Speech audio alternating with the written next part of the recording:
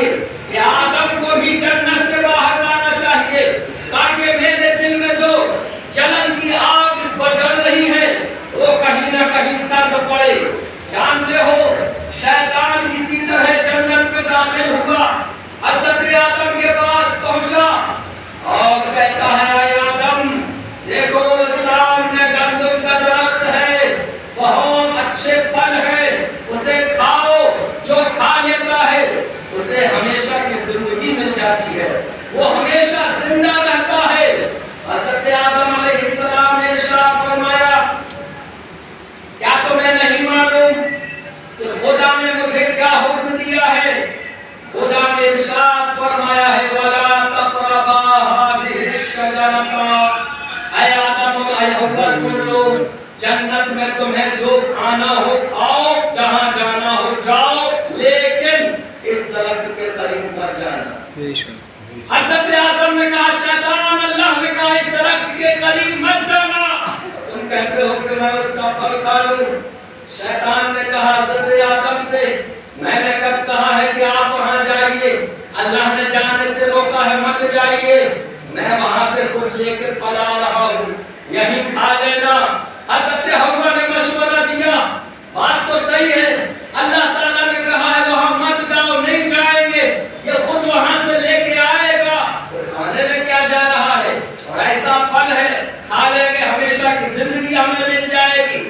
حضرت آدم علیہ السلام شیطان کی چال اللہ کیا جانے، اس لیے کہ دنیا میں ابھی آئے نہیں تھے، لوگوں سے ملاقات تو ہوئی نہیں تھی کہ معاملات کو سمجھتے، شیطان نے یہ چال چلی، لا کر ایک پھل لایا، ایک حضرت آدم کو دیا، حضرت حوا کو دیا، دونوں نے جیسے ہی پھل کھایا، پھل کا کھانا تھا، عاطف غیبی سے خدا کی آواز گونجی اے آدم ہم نے تم سے منع کیا تھا، تم نے نافرمانی کر کے پھل کھا لیا، تمہارا ٹھکانہ نہیں ہے، جاؤ تم دنیا میں جاؤ، تمہاری اس نافرمانی کا نتیجہ ہے کہ اب تم جنت میں نہیں رہ سکتے ہو، تمہیں جا کر دنیا کو آباد کرنا ہوگا۔ اللہ حضرت آدم علیہ السلام کو دنیا میں بھیج دیا گیا، تب حضرت آدم کو یہ احساس ہوا کہ مجھ سے بہت بڑا ایک سہو ہو گیا، بھول ہو گئی کہ میں نے خدا کے حکم کا مطلب نہیں سمجھا۔ اللہ نے مجھے جانے کا مطلب یہ تھا کہ نہ جانا ہے نہ کھانا ہے، لیکن شیطان نے یہ چال چلی اور آج میں دنیا میں آ گیا۔ تاریخ کہتی ہے حضرت آدم علیہ السلام خدا کی بارگاہ میں روتے رہے، مولا مجھے مغفرت عطا فرما۔ حضرت آدم علیہ السلام سینکڑوں سال تک روتے رہے، اور ایک روایت کے مطابق اگر ان کے آنسو جمع کر دیے جائیں تو دریا بن جائے، اس قدر زار و قطار روئے اور اللہ سے مغفرت طلب کرتے رہے، اے اللہ مجھے بخش دے۔ لیکن اللہ نے اتنے سالوں تک بخشش کا فرمان عطا نہیں فرمایا۔ جب بخشنا چاہا تو بہانہ یہ لگایا کہ حضرت جبریل امین سے فرمایا جاؤ میرے آدم کے سامنے اذان کہو۔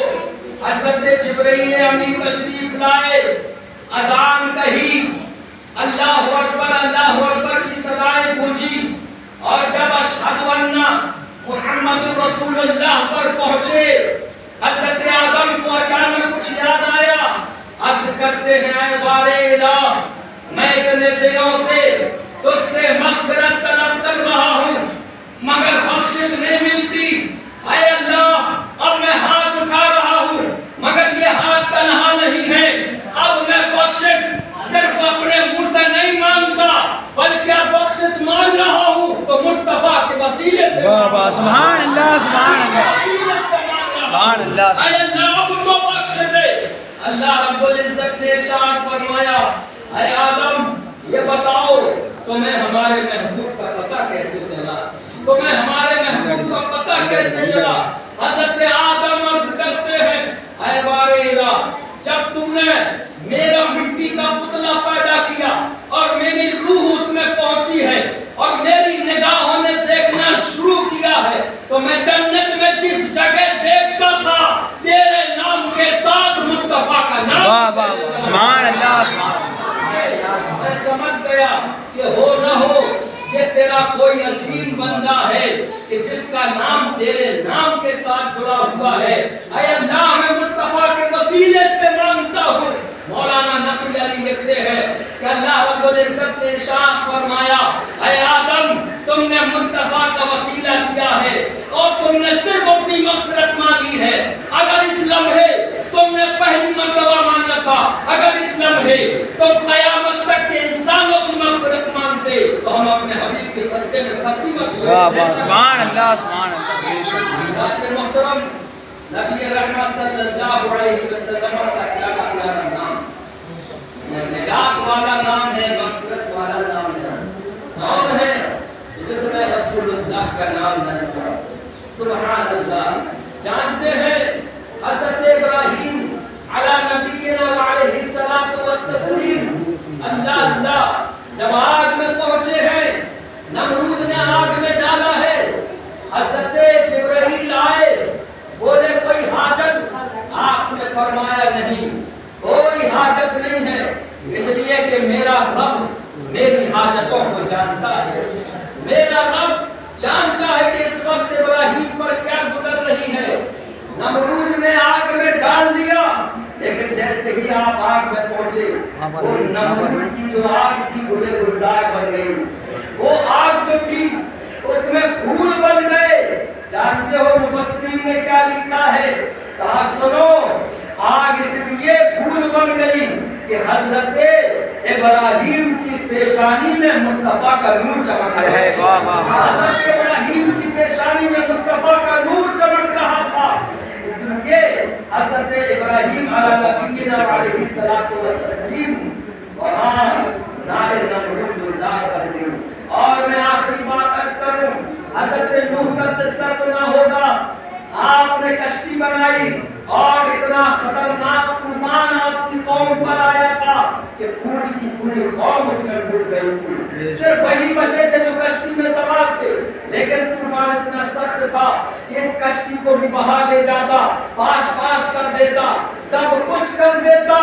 لیکن مفسرین کہتے ہیں لیکن معاملہ یہ تھا کہ حضرت نوح علیہ السلام جب کشتی بنا رہے تھے اسی وقت کہا گیا تھا اے نوح یہ جو لکڑیاں جمع کر رہے ہو اور ایک لکڑی کو دوسری لکڑی سے جوڑ رہے ہو تو ان لکڑیوں میں تمام انبیاء کا نام لکھ دینا اور ان تمام نبیوں کے ساتھ مصطفیٰ کا نام لکھ دینا. بھول جائیں گے مگر اللہ نے چاہا اس نام کی برکت سے تمہاری کشتی. واہ واہ سبحان اللہ سبحان اللہ. ہر دور میں رسول اللہ صلی اللہ تعالی علیہ وسلم کا ذکر بلند رہا. آج لوگ روک رہے ہیں کہ نبی کا ذکر مت کیجئے یا نبی کا ذکر کم کیجئے. نبی کا ذکر کرنے سے کہیں ایسا نہ ہو کہ شرک ہو جائے. معاذ اللہ رب العالمین. یہ بتاؤ کون سے وہ صحابی ہیں جنہوں نے مصطفیٰ کا ذکر نہ کیا ہو؟ کون سا وہ ولی ہے جس نے مصطفیٰ کا ذکر نہ کیا ہو؟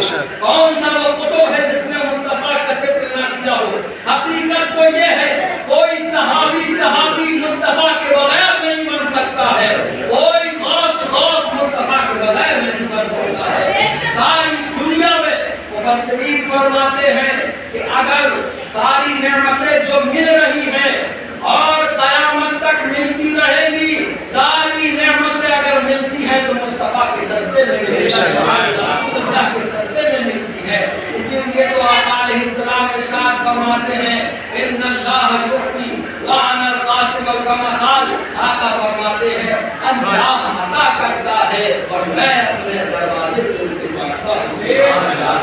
اللہ رب العزت نے اپنے حبیب کو اختیارات دیے ہیں اور نبی کریم صلی اللہ علیہ وسلم ان اختیارات کی وجہ سے آقا ارشاد فرما رہے ہیں کہ اگر تم یہ کہتے ہو کہ خدا کی نعمتیں تم جو کھا رہے ہو, یاد رکھنا صرف تم نعمتیں کھا رہے ہو مگر دیتا خدا ہے, عرش سے بھیجتا خدا ہے مگر بٹتا مصطفیٰ کے در پہ ہے.